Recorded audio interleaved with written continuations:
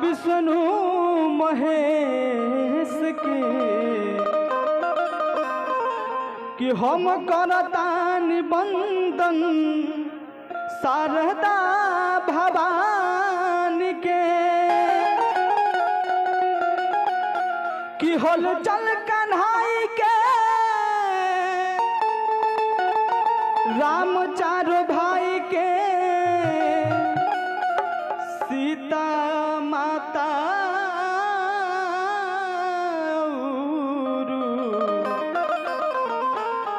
चारो रानी मोहतारी के। भक्त कहता रे कि हम आईनी दुबरिया अरे माई हो माई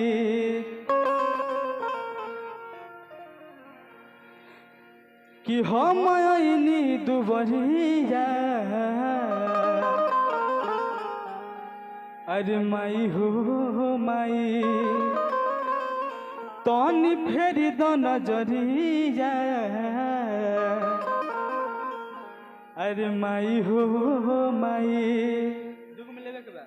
कि हम आईन दुबरिया माई हो माई तनी फेरी द नजरिया माई हो माई हम आईन दुबरिया माई हो माई तनी फेरी द नजरिया माई हो माई। देख मैया बेटा तोहर देख मैया लइका तोहर कोहरे कि देख मैया होई बेटा तोहर अरे कोहरे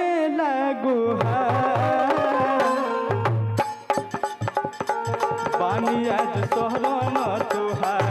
कहम सुतल बारू पानी आज सोहरन तोहार कहम सुतल बारू पानी तोहरे असरे में आए कहम सुतल बारू पानी आज असरे कहम सुतल बारू।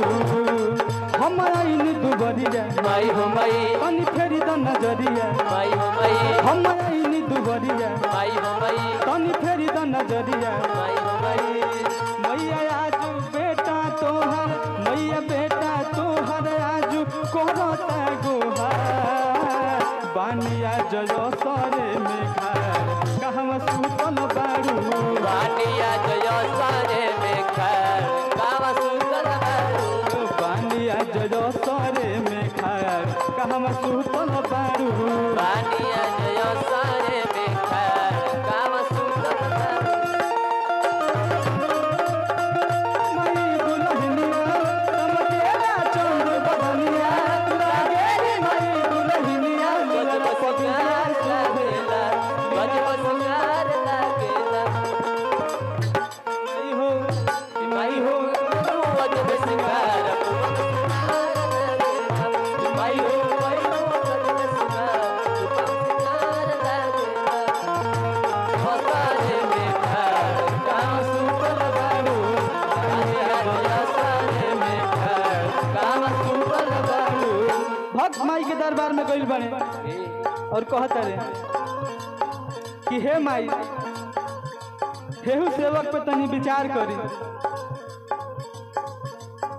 बाला का लाचार पे विचार कर माई हो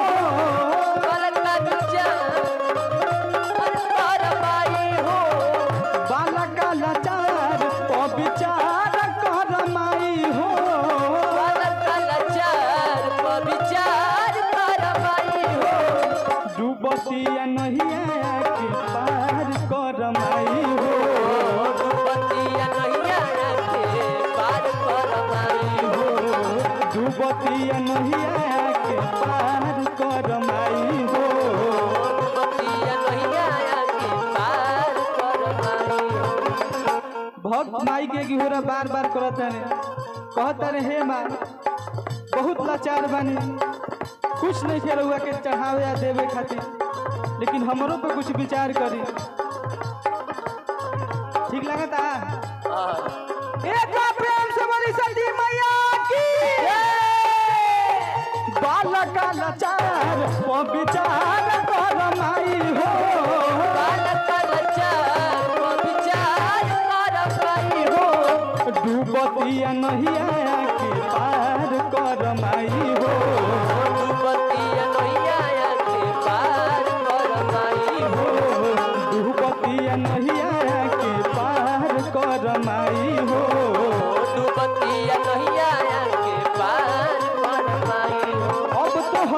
सहारा बा माई हो माई दूर बहुत किनारा बा माई हो माई अब तोहरे सहारा बा माई हो माई दूर बहुत किनारा बा माई हो माई